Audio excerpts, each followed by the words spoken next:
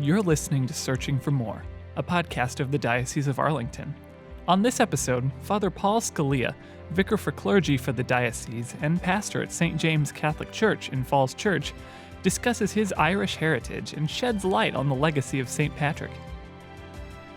You know, one of the things that is that I think is very important for him is, and ironically, so his asceticism. I mean, this is a man of tremendous sacrifice and mortification. And the breastplate of St. Patrick, or St. Patrick's breastplate, this powerful prayer, which is really, it's almost a prayer of exorcism. I mean, it's a very powerful prayer against evil. And it gives you a sense of what he was facing. Here, Father Scalia offered greater insight into one of the world's most popular saints and the irony of how we celebrate his feast day. This episode's host is Billy Atwell, Chief Communications Officer of the Catholic Diocese of Arlington. Father Scalia, thank you for joining me on the podcast. Great to be with you. Thanks. So I'm surprised for a St. Patrick's episode I'm talking to a Scalia, but explain that. Explain your family's background there. Well, I am half McCarthy. Okay. So the Scalia name is better known because of my father's status, but my mother is Maureen McCarthy, and from outside Boston, and instilled in us a pride and appreciation for our Irish heritage. That's very good. How did that bear itself out in your younger years? Well, you know, is mainly, on and around St. Patrick's Day. The wearing of the green, we had to wear green, and the corned beef and cabbage, of course. But then just appreciation for, Mom is Irish, and she brings a certain Irish sentiment and I think strength to the family, and that we all benefited from. Yeah, my family's Scotch-Irish, so we have that background as well. Yeah. So when we went to Ireland a number of years ago, we got to go to some of the towns where we know that Atwells once were. But Atwell's actually a derivative of a name to make it sound more English, so that when we got here to America, we could get jobs. So that's how it started. Because we were Ryans for a long time, and then they modified another name. And that's interesting because one of the things I remember my mom mentioning was, I think even when she was a little girl, seeing signs that said, "Help wanted, Irish need not apply." Yeah, and so the Irish weren't always as sort of welcomed and celebrated as they are today. There was a fair bit of antagonism against them when they arrived. And their fighting spirit goes way beyond Irish need not apply. That was like the lighter of the discrimination against the Irish over the centuries. Right. Absolutely they were probably thrilled to only be discriminated that way. right. The step up. Yeah. So, but once a year, we celebrate St. Patrick's Day. The green clothes came out, like you said, and the shamrocks are around. It's just kind of a cultural event as much as it is, probably more so than a religious one, sadly. But why do you think that is? How does it caught on so much here in America? Well, first of all, by mid-March, you kind of need an excuse to, and sometimes I wonder if it's just because it's typically in the middle of Lent, and people kind of like a break from it. It has become more sort of cultural than religious, and on St. Patrick's Day, everybody's Irish, which always struck me as kind of a curious line. Yeah. But when I went to college, so I went to college up in New England, and most of the kids there were Irish Catholic. Right. And it was this, it was a huge event, St. Patrick's Day. But I remember my freshman year, there was a classmate girl from Ireland, and she was completely scandalized by all of the partying that went on. Oh. Because she explained to us that no, in Ireland, this is actually a holy day of obligation, and it's a sacred day. It's not, but I think it has a lot to do with, when a people are removed from their homeland, they emphasize things to keep them rooted. And I think that's I think every immigrant group does that in order to keep that identity, which is important. Yeah, you celebrate and perhaps emphasize even more certain celebrations, and of course ours being a secular society, I think St. Patrick's Day is too good a feast to pass up for the secular society. They kind of take it with them. Yeah, my dad even plays the bagpipes, which ironically they're Scottish pipes, but they're like a symbol of Ireland, right? To a lot of people. So St. Patrick's Day has always stood out to me. But we've lost a lot of the contributions that St. Patrick has made in the celebrations. So kind of starting from the beginning, in a sense, what were his younger years like? Well, and see, this is one of the things about the feast is that it becomes just an excuse to party for a lot of people. Right.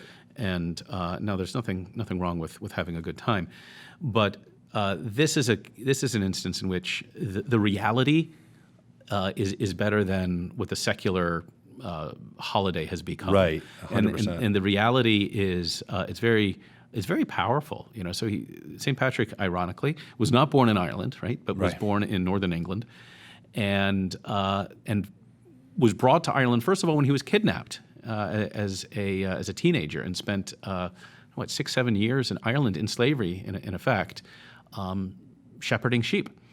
And in those long hours with the sheep out in the fields, he learned how to pray. And he growing in that intimacy with God, he felt, had a vision. And on the basis of that, he escaped from Ireland, made his way to Europe, actually back to England for a bit, and then to mainland Europe to be ordained, to study theology, to be ordained, and then ultimately to go back to Ireland. Which is extraordinary, and I think that's one of the most important things to learn from him is that he went back to evangelize the very people who enslaved him. Yeah, it's a very Christ-like example. Our Lord, dying for the people who were crucifying him, and St. Patrick going back and bringing the freedom of the gospel to the people who had enslaved him. It's a wonderful, wonderful witness. And he's fascinating too, in part because his faith. We hear in Scripture, faith is a gift. For him, it was really a gift because he didn't seem to be raised in a real religious household. Even though his dad was a deacon, right? He wasn't raised particularly, well formed necessarily in the faith. It did seem like it was in the drudgery of those years, sheep fields, that he, as a slave, that it somehow was gifted to him. Yeah, and that's, I think, one of the ways in which he's an extraordinary saint is that he kind of like Saint Paul and like Saul of Tarsus, God kind of plucks him out. Out of the normal course of things. Mm-hmm. And St. Patrick, removed from what perhaps could have given him a good formation in the faith and plopped down somewhere where God kind of works on him directly. Yeah. So he escapes. Was it a vision of a boat, and then he went to the port and got on a boat or something? The port and kind of forces his way onto the boat and everything. Yeah. And then he was enslaved, I think, once more after that before he was able to actually get home to his family. Yeah. What happened after the enslavement and he gets home? What was life like? He gets home, and then after that, he, as I said, he leaves again to go to mainland Europe and studies theology. Okay. Where did he do that? In France. Okay. And then was recommended to the Pope to go to Ireland as a missionary. Yeah. And that's it's kind of interesting. He is a Roman Catholic saint in the sense that it was Rome that sent him to Ireland. And what's interesting is there was a guy who had been sent to Ireland before him to evangelize Ireland. And Ireland was a very, very difficult place to evangelize because it was so steeped in the paganism of that time and with the Druids sort of ruling over everything. Yeah, it's so contrary to the image we have of Ireland today. Where it's just our understanding is the Catholic Church has always been there. Well, that wasn't Patrick's experience when he got there. It was pagan. It was, I think we can be blunt and say it was demonic. Yeah, and so the first guy gave up. Basically, he just couldn't handle it. Yeah, and it was factioned Ireland too, so it was not like it wasn't. If you could just get in with the royalty and then you can kind of have this trickle down evangelization. There was all these sects and factions all over the place. Yeah, and he spends the rest of his life just going from place to place evangelizing. Now this is all 5th century, right? Just to give people historical context. So some of the history is a little rough because it's very rough. We're leaning on sometimes his writings, which are fragmented. He's describing I think the Druids as primitive. Well, at that they were like, well, then that must have been this window of time. That's how sometimes we're piecing these years together. It wasn't always quite clear. And primitive, I mean, he did grow up in a Roman culture, right? Right. So he would have had the benefit of Roman civilization and sort of looking at a wild place like Ireland as what it was, which was primitive. It hadn't. It wasn't lettered. It wasn't. It didn't have all of that culture that the Roman Empire had extended to so many other places in the world. What were some of the gifts that he had that helped him evangelize? I mean, we always say he drove the snakes out of Ireland, he converted Ireland, all these kinds of things. So what was it about him that made him so effective? Do we know? Well, I think it's the tenacity. Right. I think that sense of the call that he received to evangelize and to go back to Ireland, and being rooted in that call and being very aware of it. And it's just, I think, simply put, his faith. I mean, just his, and by that I don't mean, but by that I mean he really trusted, he really believed that things like the invocation of the Trinity had an effect, that the sacraments had an effect, that there was power in the proclamation of the gospel, and because the Druids were kind of a frightening bunch, right? And they kind of kept the Irish in a certain slavery of fear. And Patrick arrives and he has this faith in the grace of the gospel to uproot these things and to root the gospel in that land. He had a simplicity to his faith also. If you read some of his writings, some of them can kind of ramble almost, but he had a simplicity. He was not your Thomas Aquinas of Ireland or anything. Like, there was something about him, and that's maybe why he connected so well too, is that he wasn't shooting way over their heads. He could kind of connect and maybe even use some of their own imagery. This is a great example of God's providence. He was with them for years. I mean, as a slave, but he was with them for years. So he knew the land, he knew the people, and so when he goes back there as a missionary, he knows how to speak to them. Speaking as a priest, that's a very important lesson, that it's not enough to know the gospel or to know theology. You also have to know, okay, how can I connect it to this particular people? And that seems to be something that St. Patrick knew how to do. Yeah. And perhaps it came from his years being with them. Yeah. I mean, just what a wonderful paradox that his slavery was preparing him to set them free. Yeah, that is such a great line. So what are some of the milestones? So he's sent by the Holy Father to Ireland as a missionary, following up someone who just couldn't pull it off. It was just, just tearing his hair out over it. So what were some of the milestones in the progress he made? From that point, I think it gets a little murky, the history. And so I don't know that we can set like clear milestones like that. But I mean, from that point on, he's going through Ireland. And he's simply evangelizing and trying to bring each different group and sect and clan into the fold. It's always rumored that he used the clover, right, the 3-leaf clover to share the Trinity. Is there any truth to that? I hope not, because it's a terrible image of the Trinity. But it's it's a 3-in-1 doesn't quite come through with right. that, Well, it's a very simplistic thing, and it works until you have to actually really explain the Trinity. Yeah. One of the things that is that I think is very important for him is and ironically so his asceticism. I mean, this is a man of tremendous sacrifice and mortification. And the breastplate of St. Patrick, or St. Patrick's breastplate, this powerful prayer, which is really, it's almost a prayer of exorcism. I mean, it's a very powerful prayer against evil.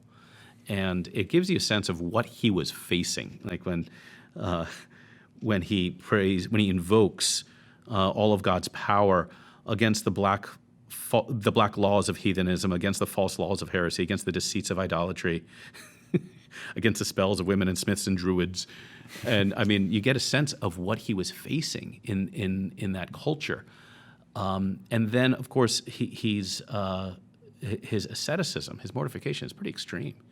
Yeah. And his, St. Patrick's Island, which is this tiny little island lake in Ireland, where people still today go, and it's a place of of fasting and of mortification. I mean, it's pretty intense. And then Croagh Patrick, the mountain to climb, which again is a pretty intense mortification. And again, I think that's another aspect of his faith, that he believed that by these mortifications, by these sacrifices, he can sort of call down grace. He can obtain grace for these people that he's trying to evangelize. Now, was he single-handed in this effort, or did the Holy Father send others to help him? There's a troop that, a group of people who arrive with him. Okay. But he's clearly... Did that grow over time, either internally or people sent from outside? Yeah, I don't know who sent from outside, but I think clearly it increases over the years. Yeah. Over the years. What was his relationship like with the Holy Father? Because I hear it was a little tense at times. Well, I think... I think St. Patrick could probably be a pretty severe guy. I mean, there's all indication that he's a pretty severe man. Yeah. And I think any man of that caliber, I think, is going to probably disagree with other people, at some point. That, by the way, that should be like a great podcast, the arguments of the saints. Like, just go through all of the different saints that had falling out. Here's what we wouldn't have liked so much about them. Saints who didn't get along. That's a great title. It's consoling for all of us, right? Yeah, right. But it's also one of these things that's difficult to decipher in history, because how much did he and the Pope actually communicate? Yeah. How much did they actually? In that time period, it'd be very hard to. Yeah. Just the practical nature of getting a letter back and forth Yeah. from Rome to the Isle is near impossible. Exactly. Even if you get to the Isle, I mean, who's going to be there to take it to him? Yeah. When he's still somewhat of a right, somewhat of an outsider there. There's been a bit of it's probably small, but a Protestant appreciation for what they call Celtic Christianity. And it's typically surrounded around St. Patrick, but they almost treat it sometimes as though he wasn't actually Catholic. And I don't know why that is, but have you ever read anything about that? Yeah, I've seen What's that. the basis for it, do you think? Because it's not sacramental, obviously, the way we would see it. No, but I think it's an appreciation. I mean, St. Patrick is like St. Francis of Assisi. He's appealing to everybody. Yeah. People are just drawn to him for some reason. He's a powerful character. And so I think people kind of want to, in a sense, make him their own. Yeah. But yeah, I've seen that, and like a Celtic orthodoxy as well. I've seen that, which is, okay, well, he wasn't actually, a member of the Orthodox Church. Right, right. And really, there is no Christianity in Ireland before a missionary comes from Rome. And so what's established there is not it's not an Orthodox Christianity or Protestant Christianity, but it's Roman. Yeah, It's sent from Rome to establish the gospel there. Is there anything in his biography or life that, or spirituality, that's not known that you always feel like, boy, I wish more people knew that? Well, I think I've touched on it. It's that spirit of mortification and asceticism. What strikes me about that is, again, his feast always is in the middle of Lent, and people want a dispensation from all their Lenten sacrifices. Oh, yeah. And I think to myself, well, I'm not sure Patrick would want you to. He'd want you to double down, maybe. Exactly. Do that thing twice. In honor of St. Patrick, I'm really not going to eat meat.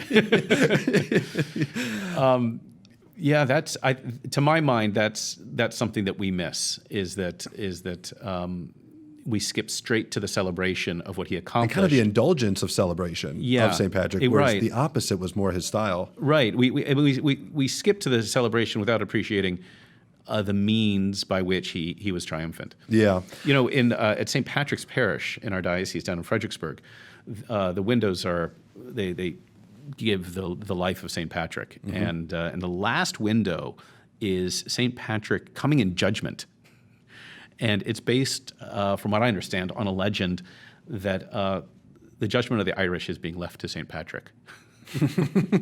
Which I'd prefer Christ. The merciful hand of final judgment over St. Patrick. Because he's going to send, after all I did for you guys, But it's an interesting thing that shows just how sort of essential he is in the establishment of the gospel there. He was obviously a courageous person, because to go to Ireland, where it was so pagan and heathen and, like you said, evil and even demonic, and it's just this huge spiritual wasteland of that. And to take that on really should give us some consolation that we've been dealt a pretty good hand. No matter what time you've been born in since then, you haven't been handed what he had with Ireland. Yeah, and that also, I think, shows how the gospel transforms a culture.